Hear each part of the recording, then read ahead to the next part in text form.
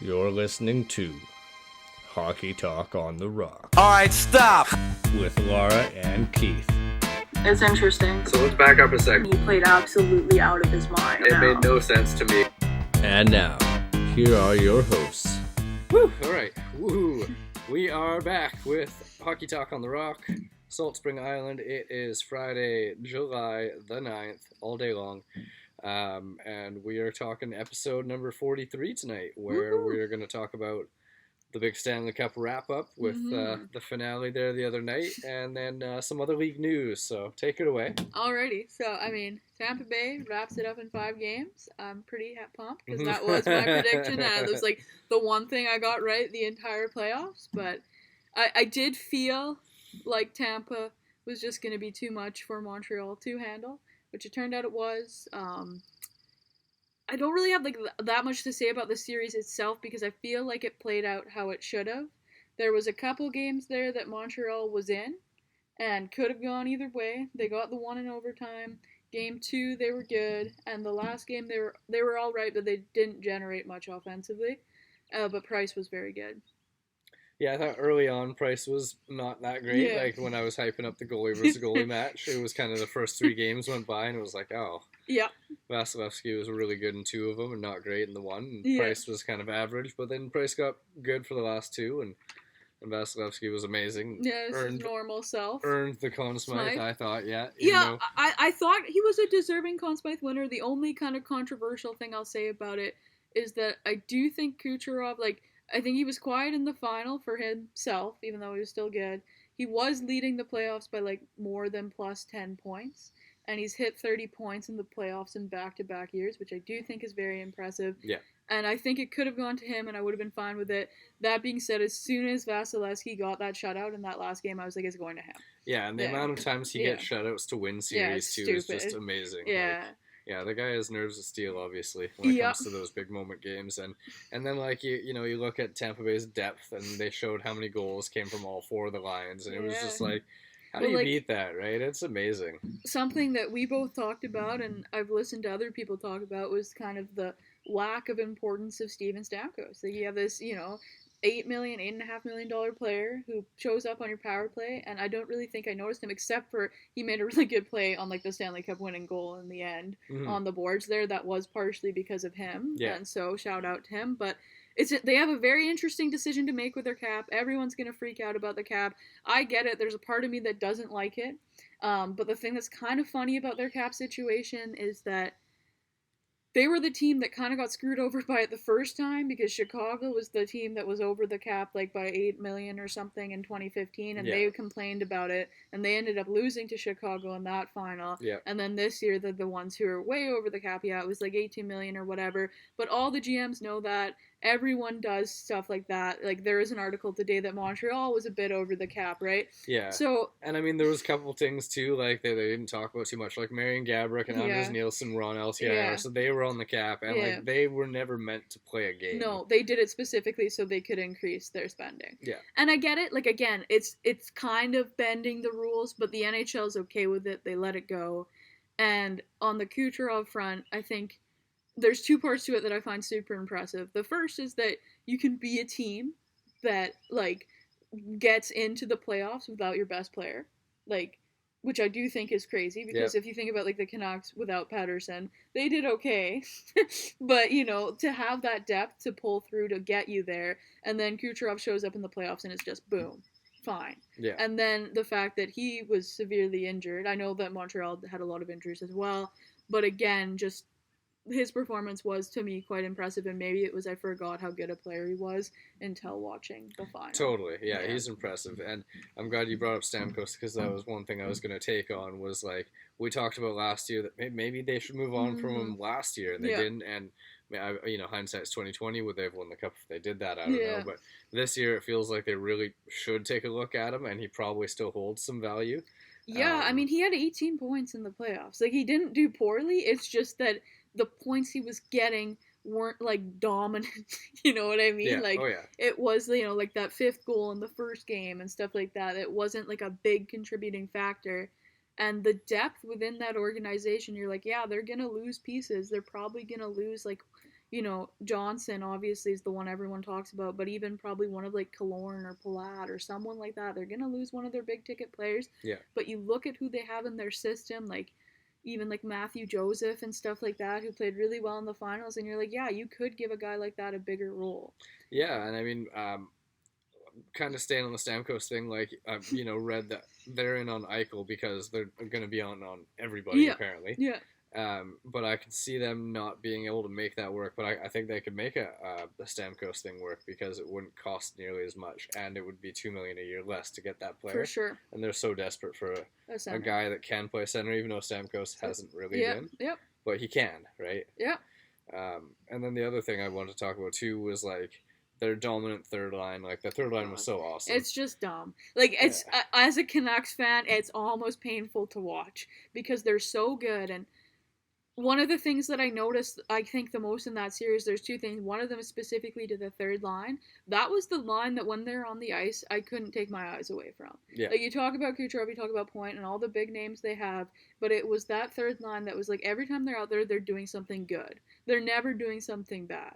Yeah. And the other thing in general for Tampa as a team, in their own zone, they are so good. And again, as a Canucks fan, it's disgusting to watch, but they're so good at getting the puck out of their own zone. Yeah. And it's always on a stick. It's never just like a blind dump out. It's like they know exactly where the other player's going to be, and it's out.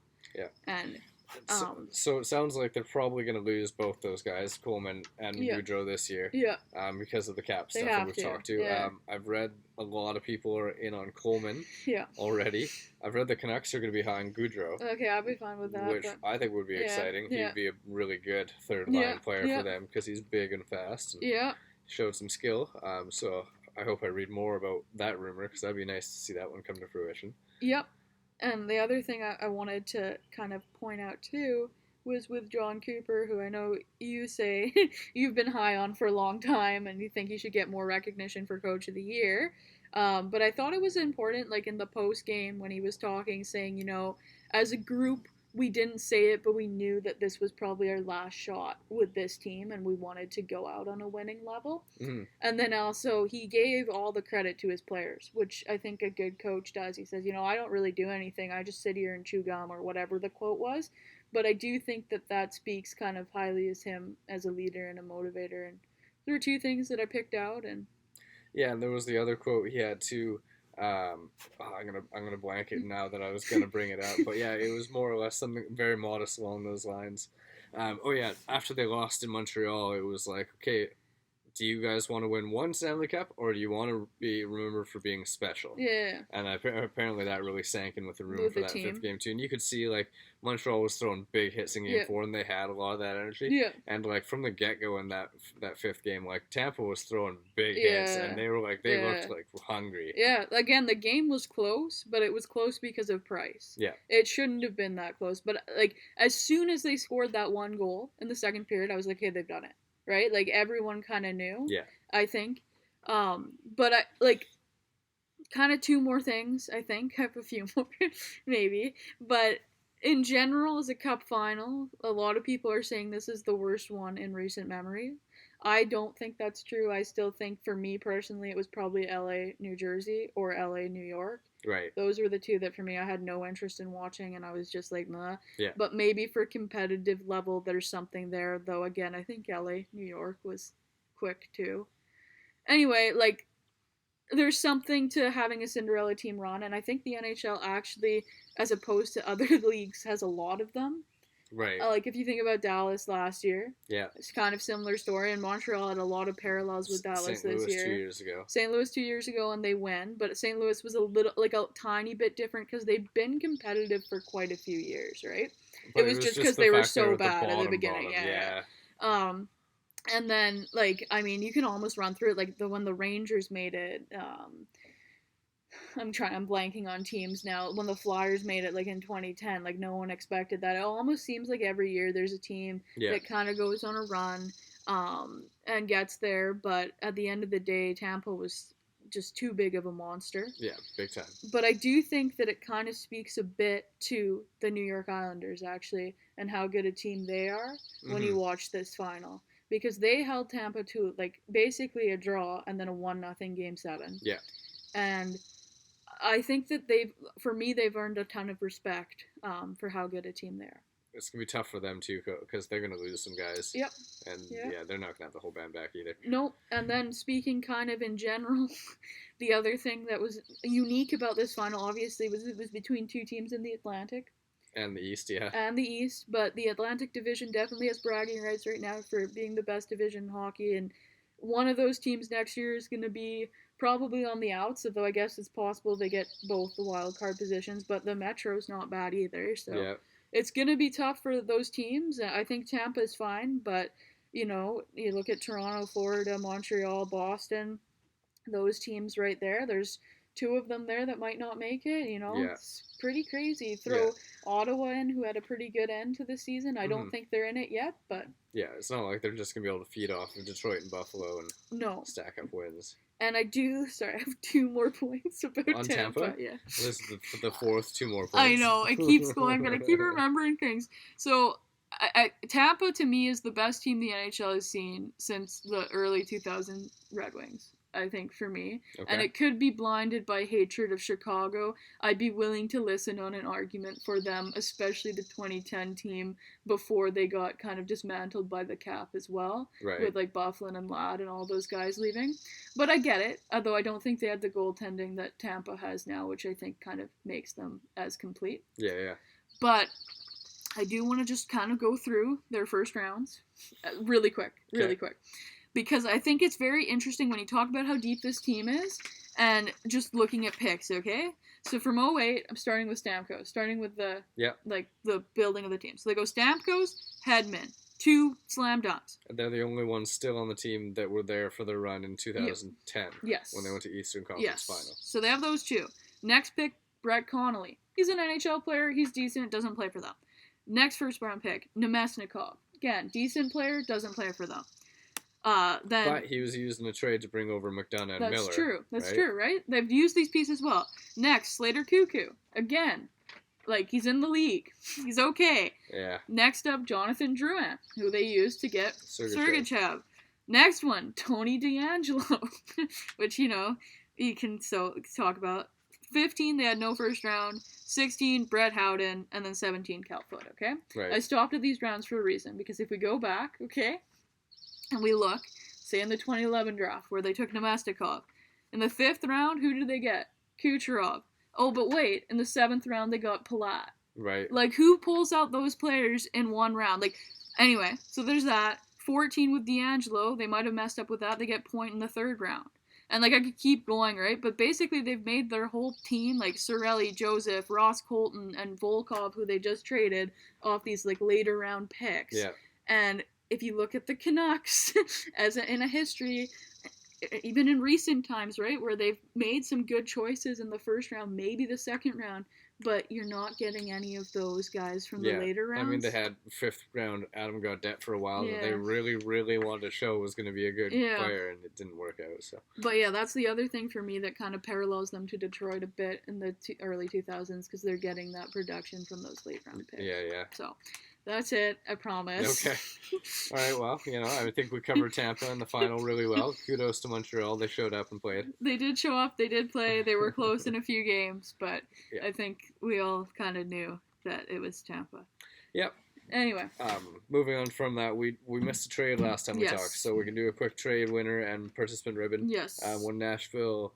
Whatever, they want to change their team. It was probably also an expansion draft casualty. Yes. In Arvidsson going to LA for a 2nd rounder this year and a 3rd rounder next year. Yeah. Which I thought was probably a win for LA because 2nd and 3rd for a guy with a couple of years term still. Yeah. What does he make? 4.3 a year. He's on a good something? Contract and he scored 30 goals once. So. Yeah. So I thought that was a good one for LA. Low risk move and Nashville got something for nothing. Basically, they could have lost him in the expansion draft. Yeah, I agree. I think the winner is LA. I feel like if I was them, Arvidsson probably wouldn't be the guy I was trying to move out. So they'll be an interesting team to watch in the expansion draft because I think they could expose both Johansson and Duchesne if they wanted to. I don't think Seattle's going to take either of those guys with the money they make. Yeah. It would be a pretty low risk move, but They have no move clauses, though. I guess they must have no move. Although I don't know if Nashville gives them out. I'll have Duchesne to look into definitely that. has Duchesne one. got one, but I'm not sure about Johansson. Okay.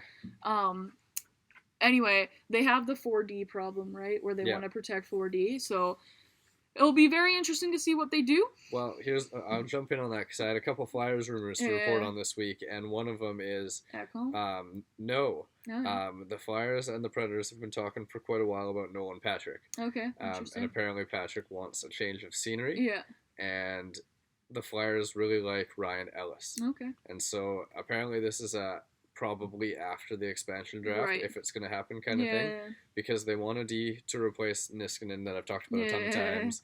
And they want someone that's more defensive, and they want him with terms. So Yeah. I've talked about how I could see them in on Jones, and then Jones became a rumor.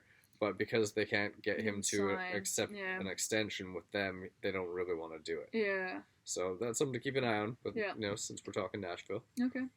I'll keep an eye on it. I know there's lots of rumors out there too right now with Ekholm, which is why I guessed him first. okay, Because people are thinking maybe they try to move him before the expansion draft so they can protect, 7 forwards yeah. instead. So Philly doesn't want to bring in a D before the expansion draft Yeah. because then they'll They'll lose lose a Myers forward. or Sanheim Yeah. or somebody.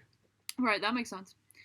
Anyway, I think we both agree LA probably wins that deal, and they'll be the team. I think they're the team to watch this offseason. We've talked about it a ton before. I think they're in on pretty much everyone, and they have the picks and prospects to get stuff done. So we'll see what LA does, and it is relevant to the Canucks because we are in the same division as them. So, and the Pacific is completely wide open, I think, for next year. Anyway. Moving on, there was a few re-signings that we also missed last week, and there's a trend in them, which is interesting. Okay. So the first one is Ryan Nugent-Hopkins. Who, we didn't talk Nuge. Okay. Didn't re-sign, signs an 8-year deal at $41 million, so it's a pretty reasonable cap hit for him of $5 million a year. Mm-hmm. But they Not gave many him, max deals going out right now, so they gave him the 8.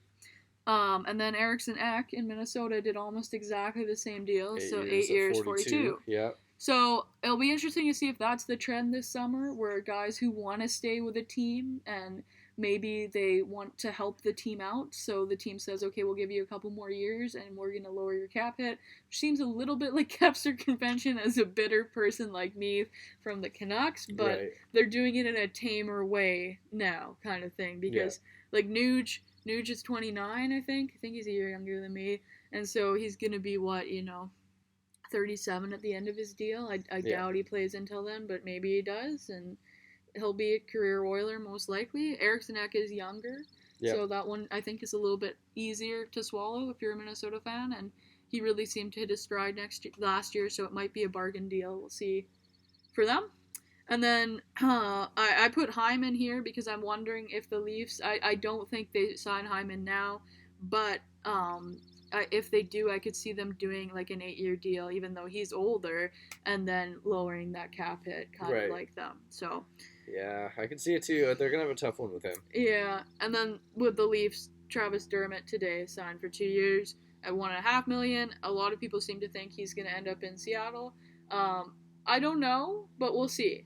And he's 25 now, so there's a lot of Leaf fans that evidently weren't super thrilled with this because they think if he stays, 1.5 mil is probably too high a cap hit for them on their bottom pair. Gotcha. But I don't know. I think he's a decent for a bottom NHL pair defenseman. defense, $100 million. Yeah. What I mean, what are the Canucks paying the low guys? I know, exactly. We don't talk about that, but we also haven't paid our superstars quite as much as they have yet. Yeah.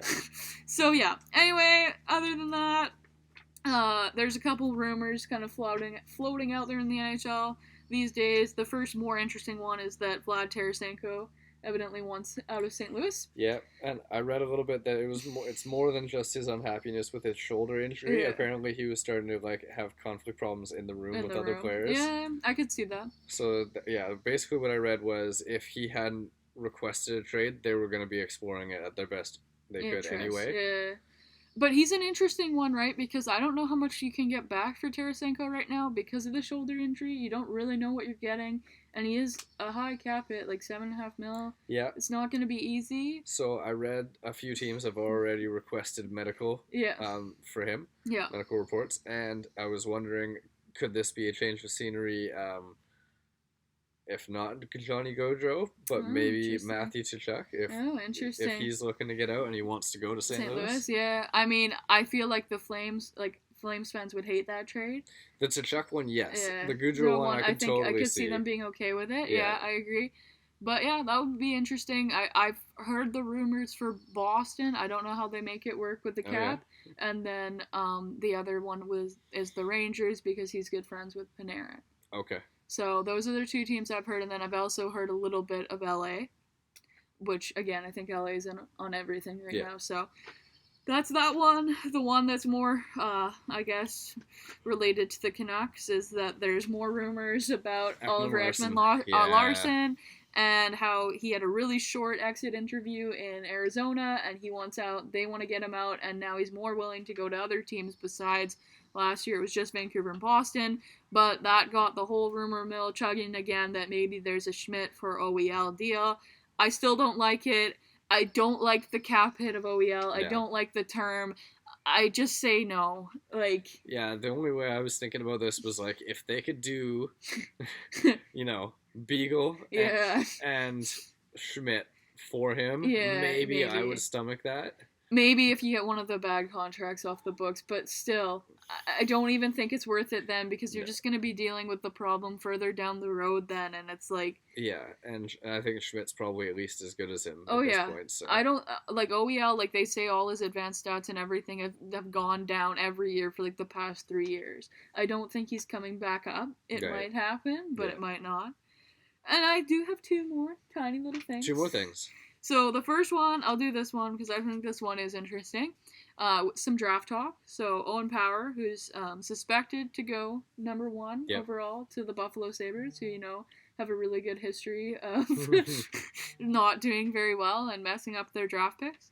So he's saying now that he wants to stay in university for 2 more years. Oh, yeah. And the kind of thing that people are thinking is maybe he's trying to pull an OHL move where they say the team that is ranked that's going to draft them, they don't want to go to, and then they say, oh, actually I want to go to school or whatever, so if you pick me, I'm not going to report. So they think that maybe he just doesn't want to go to Buffalo, and his camp's trying to persuade them to look at someone else who's going to come into the NHL faster. Right. But I also read that the number 2 guy there, Beniers said he's going back. To college too, so I don't know who it would be then. Yeah. If it's not the two of them. But, yeah. Okay, anyway. And then last news. The last one is just a little tidbit of, do we think that there's going to be any offer sheets this summer? No. Because no? You're flat no? I don't think so, just because the flat cap, and I think even though a lot of people are talking about how Seattle's going to be basically relieving all the other teams of $81 million or $70 million total, it's going to be, there's going to be money to spend. I just don't know with the unpredictability of the draft if people are going to be wanting to throw those picks out there in compensation. Okay. But I think that there's a possibility, and I look at a team like Detroit, who has a ton of cap room, and, they've been building. They have a lot of picks. They might be willing to throw out some money and kind of tear someone away from a team that can't afford to pay them. Like Petey? That's a rumor that I've heard a lot about, but I refuse to believe the PD one, so, Okay. But, yeah, just an afterthought. Yeah, I mean, there's lots of rumors out there, and everything's going to get real exciting now because, the protection lists are coming out, the draft's coming out, the expansion draft's coming out. Yeah, it'll be a lot of fun to pay attention now that the Cup final's over. Yeah, sounds good. So, yeah, I think that's it for this one, and we will be back with episode number 44 next time. Woohoo! Thank you for listening.